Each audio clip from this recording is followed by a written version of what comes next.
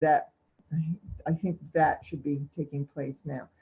There's a lot of things I've had to look at and learn how to do with all this. And so as people are beginning to now kind of pop in, because it is 11 o'clock, this is like learning a whole new series of ways to impart information and knowledge and awareness.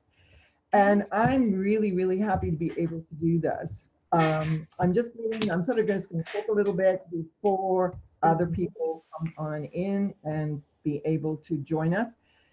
Because I know I was sitting here with my stomach in butterflies because of being the first time I'm actually doing this.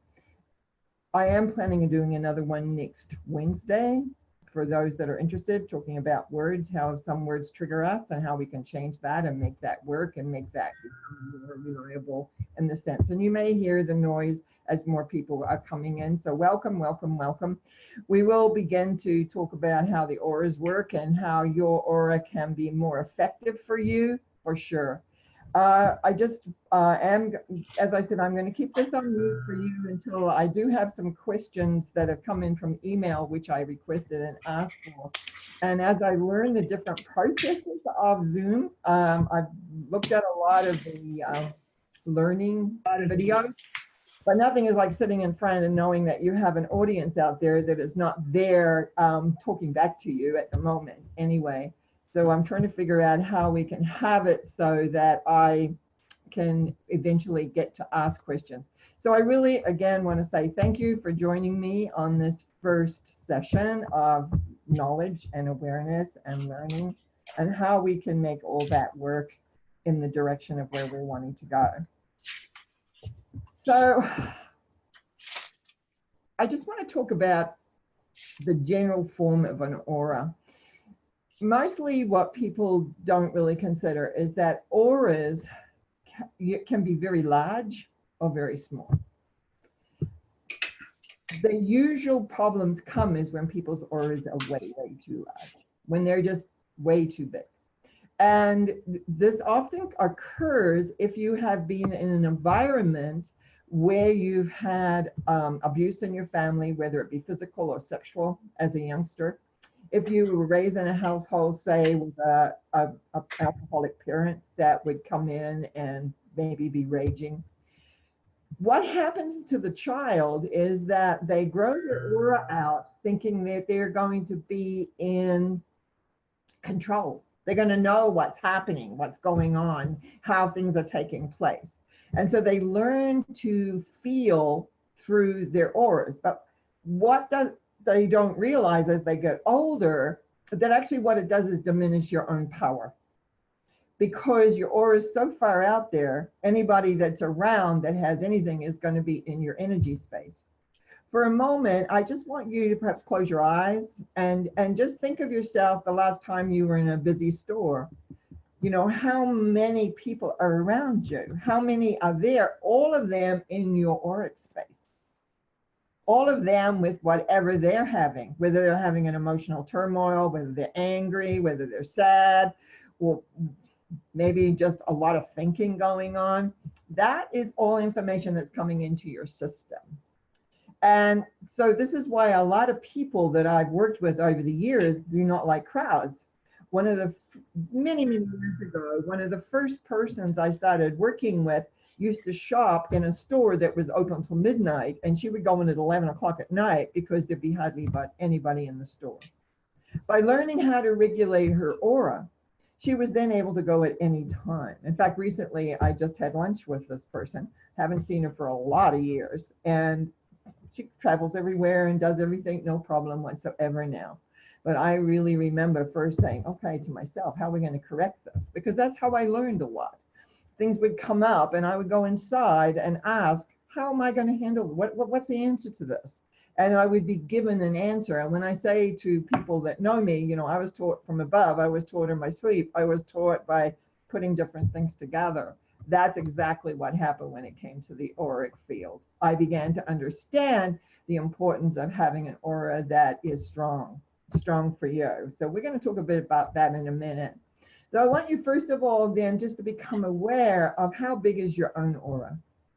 If you close your eyes And allow yourself just to feel maybe the room that you're in. You may be by yourself, or you maybe be with other people and just having to watch this. If you close your eyes, how much do you feel? Do you feel the furniture?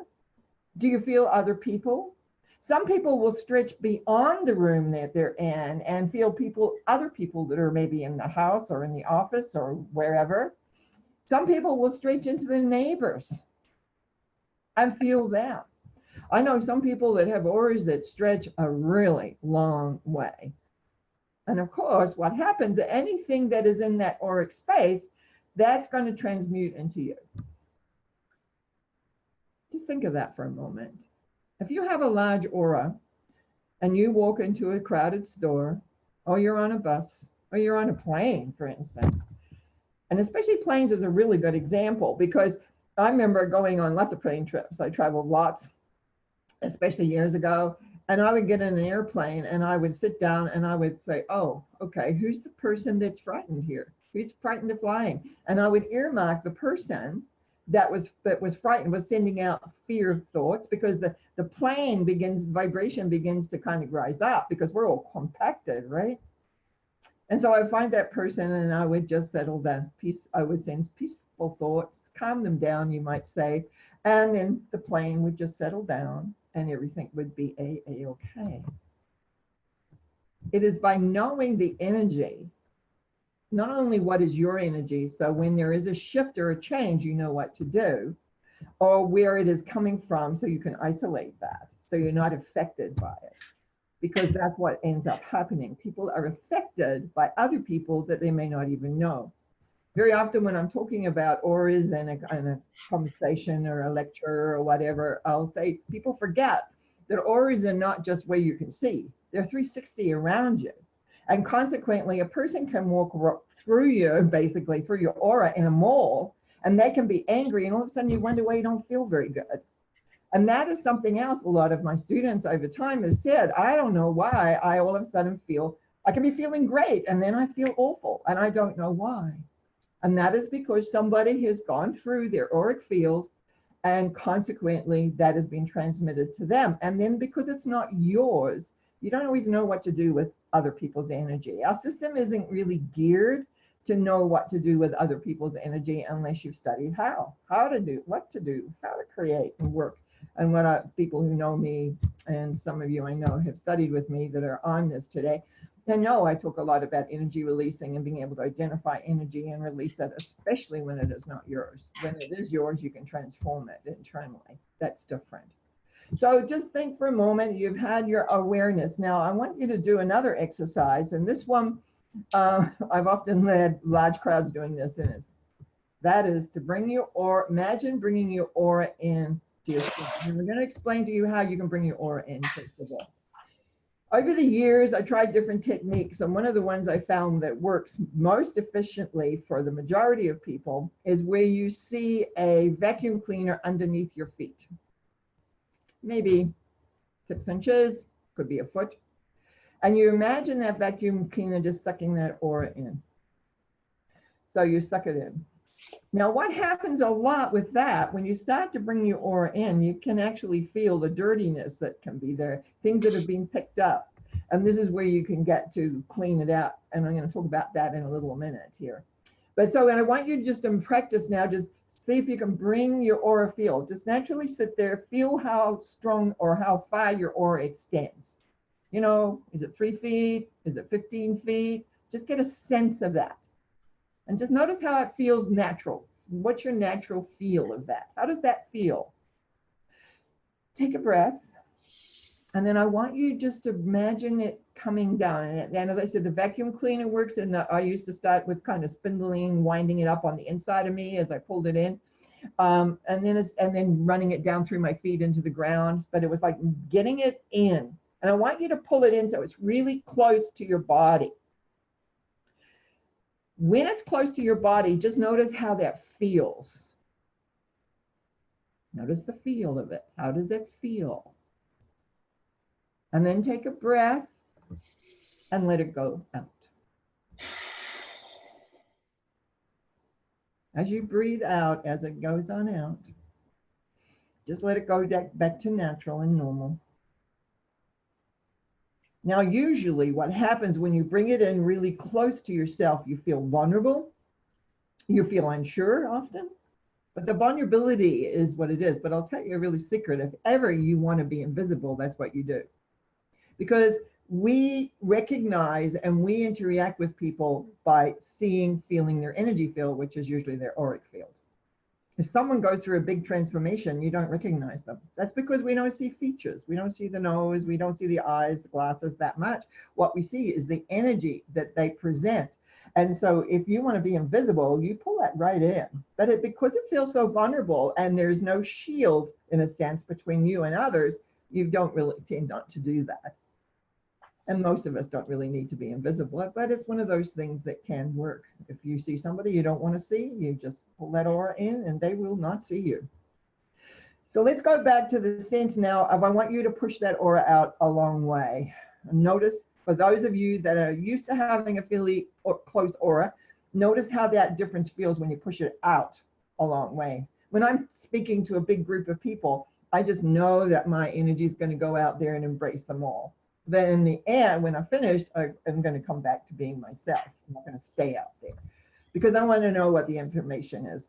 As people know me, know I tend to talk to the crowd that I'm talking to. And even though you're in what's one way or another, I'm going to get information that's going to come in to me through the ethers, you might say, that I will talk about things that you need to know about. Even though I asked people because I wasn't sure how I was going to do questions here because I'm still learning this big learning curve. I wanted to have some questions and a couple of people did send me some, which I will get to.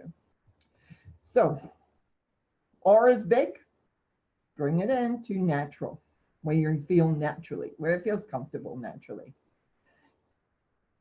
Now, how do you want to be in your life? Do you want to be strong? Do you want to feel yourself? Do you want to feel comfortable? To me, is that the aura needs to be, it can be anywhere around 2.5 to 3 feet strong with that. You can bring it in closer if you need. Some people like 18 inches. I'm normally, it's 2.5 to 3 is probably 3 feet is about the best. And sorry for people, I'm still in the old school of feet and inches. I haven't made it into metrics. So do a little bit of math there if you need to. You don't want it too big. That's the key mostly that people run into problems is because it's just too big. But you want it close enough that you're going to be, if you're in talking to people, if you're being around people, that you have an exchange of energy that you're not seeing, you're not knowing, but it's actually happening. Also, as you become more aware of how you feel on the inside, it becomes a little easier for you to assimilate what's your feelings and what are other people's feelings. And the key is very often we respond to other people's feelings when really we don't need to be responding to those feelings because they're not ours. We have enough to do with our own feelings. We're going through our own lives, our own world, but we can at least understand that, oh, this person is upset. Just an understanding, you don't have to take it on. And that's what people with big auras tend to do, is they take on other people's stuff all the time. And it's part of learning how to maintain the sense of yourself in the direction of where you're wanting to go and what you're wanting to do and how you're wanting that to be. I now want to talk a bit about cleaning the aura. I discovered years ago, because when I first started all this work, I didn't know where my aura was. I had no idea. I was kind of loud. I had lots of energy. I was out there, you might say, doing lots of things. But I began to find that sometimes I'd come home and I wouldn't feel good. I would feel like scratchy and I would feel irritable and I would feel all sorts of things. So that's when I first began to be aware, like, how come I'm feeling this? I'm feeling good one minute, not so good the next minute. What has happened? And then I began to realize, I was out somewhere or I was with somebody or whatever. So I began to become more aware of what my aura was doing. And I also found that very often little pieces attach. And I find this with my clients often when I'm transforming stuff, their auras have it's almost like little Velcro where things stick to them. And that all has to be cleared out. But anyway, so what I found for me worked was having my morning shower, would I'd make my hands like a little bit like a rake. You can see here, a little bit of rake. And then what I would do in the shower, I would start above my head and then I would just rake through my aura and clean out anything that was there that was not mine or anything that was clogged there. Because one thing I have found about energy, that energy needs to run. It needs to be like the river, always moving slowly, not fast, but slowly. And so it's like every day. And if I feel anything, even now, I don't have to have a shower. I'll just like, oh, where have I got that cord? Doesn't happen very often now, thank goodness. But it's one of those things that really, really helps. So what we are looking at is two major things. One is, where is your aura? Is it too big and picking up everything? If so, you bring it in closer. And is it clean? Is it reflecting you? Because auras do reflect emotions and feelings. It does work with a sense of who you are, the top part of you to the bottom part of you. Sometimes when we're teaching aura drawings, it's really interesting what they actually draw is that they draw very, very different things. The top might be radiant and, lots of mental activity, and the lower part where we tend to stuff our feelings or other things like that can be heavier and maybe darker. What we want is to be a full round, you might say oval sense from the bottom to the top, like an egg, where your energy is clear most of the time and all of the time, and allowing those kind of things. So what I'm going to do at this moment, I'm just going to say, I see Annette. I think I can somehow, if I can find Annette here, I know she has a question, but I'm going to read her question. I have to find how to open up. Next week, I'll have figured out a little bit more because this. So I'm reading now from Annette sent me a question. Basically, it's very interesting because most people that I deal with have large auras and they're learning how not to affect. When I read this, I realized there was a couple of things here. I'm going to read out just part of it. I am unsure why I don't get the attraction of people I am interested in or make the connections others seem to do easily. She said, I am an introvert as well as an extrovert. I don't need great settings, but generally I'm very comfortable when in them. I like to be cautious with words that may come across as reserved, which is not the case. I just prefer content over quantity. And then she goes on, and then the bottom line is said, she thinks of herself as very approachable. I am unsure of why I seem to not find the links to people that I need in the marketing, networking, business world. I saw two things in this. One is definitely an aura issue. Yours is probably too close to you. It's very tight, maybe. I'm just suggesting that. So I would open that up a little bit more and allow it to flow so that you're picking up more, but mostly that people receive something from you. We really do not operate in society based on just our words and on our our look. It's the feeling. What's the feeling flow back and forward? How does that flow back and forward? How does that work? And how does that be? But I also see there could be another issue, which from my point of view would be more of a transformational deeper inner one. But because we're talking about auras today, to me, it would be learning where does your aura sit? Where does it work? Where does it come into being? Because I'm not really sure about that. I'm not really sure how all that works. But I do know that you will, in effect, feel, I think, more if you just let yourself relax a little bit more and allow the aura to come through and to be. That would be good. Now, I also have a question from Lorraine. So her question is more of a comment. I have been challenged with imaging or seeing colors. I tend to get a feel of them. And she said, I feel a loss when I don't see or image well, and my brain takes over, and then I tend to get off track, which exactly will happen because the psychic part of you that sees auras, and I'm not really talking so much about seeing them, but feeling them. I'm a feeler. My clairvoyance didn't really open up till I was quite long in my path, until I learned how to open up clairvoyancy. and which made it available now for me to do my transformation work because it's all based on that. But I still tend to go mostly through feeling that then turns into a picture. So it's about trusting the feeling. What does it feel like? What does it look like? What does it come into being? How does it work? All of those different things that come into being. It's really about not being hung up if you don't see it. How do you see a color? And colors are really interesting. I always think, how do I know when I'm looking at something green that everyone's saying the same green or red? We presume because we put a color on it, a name on it, but we don't really know how other people see that and how it works. But really, auras are about energy. And most people who can't, there are some clairvoyant people who are great. They can see auras, no problem at all, because the clairvoyant element of how we see clairvoyantly, and maybe I can speak on that another time as to how that eye system works, is that we find that the whole element is being in a, what would you say, a sense of knowing. Sometimes I don't go around looking at people's auras. I find that people say to me, oh, do you see everyone's aura? Why? Why would I want to see everybody's aura? Because it's like, they're who they are. And I will, if I need to feel something, believe me, I will feel it and know it. But I'm looking after me because my life is my life. My work is my work. I keep that in a sense of people. I don't walk around being an open psychic all the time at all.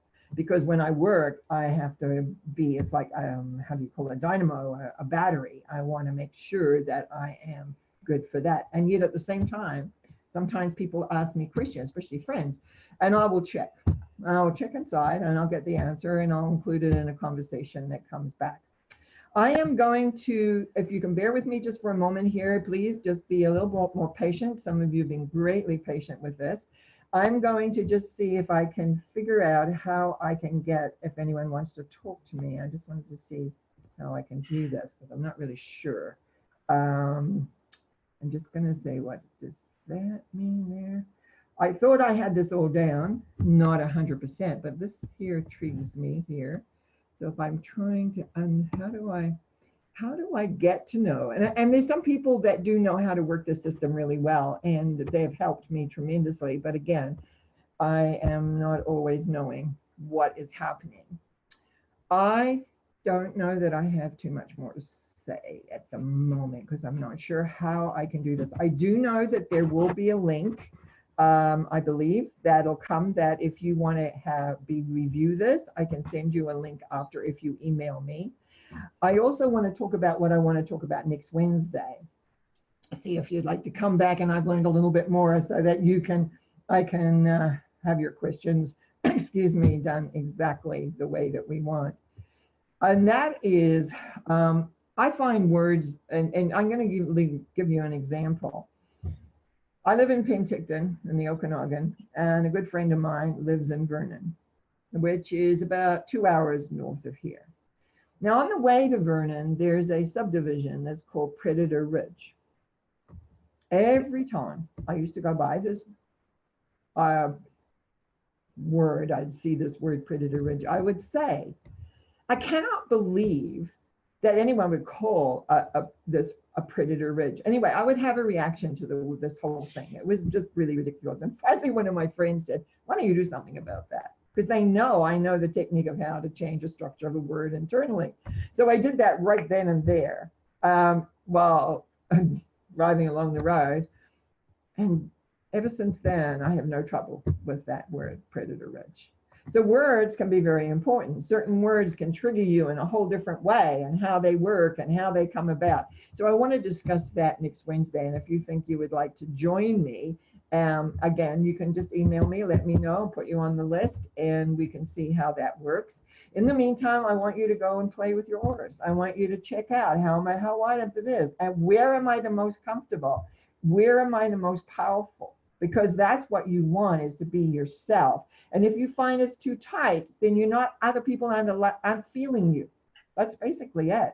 They're not feeling you. I know if I'm depressed, or if I'm upset, or if I have some crises happening in my life, because my life's like everybody else, unexpected things happen. I kind of come into myself and I don't really have much to share to others. So who wants to be around that? For sure. Kind people do. Kind, usually your friends that are kind and know what you're going through. But generally in life, when you go out, do you smile? Do you allow that energy to move from you to another? I find that just by smiling to people on the street makes a huge, big difference. I really want to thank you for joining me this week. I hope that some of you will come back and join me next week. We're at same time, same place. We're talking about words, the magic of words, and how they can trigger us and how we can change that to make that easier. If you have comments or suggestions, please let me know. Email me. I'm on this learning curve, as I said, just learning how to do it because I have so much information. And I just want to share this with you because, boy, my stomach nerves were in knot this morning. I kept saying, I've been given all this information and it's not regular information. It's not information that you hear or find everywhere. And how do I impart that? And slowly it came to me, and people started saying to me about Zoom, which is what we're on here.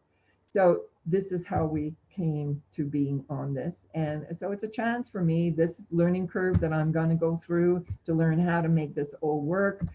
I appreciate you being here. I thank you for being here. And I look forward to having you back, hopefully next week or at another time. Thank you. And thanks for being here. Bye-bye.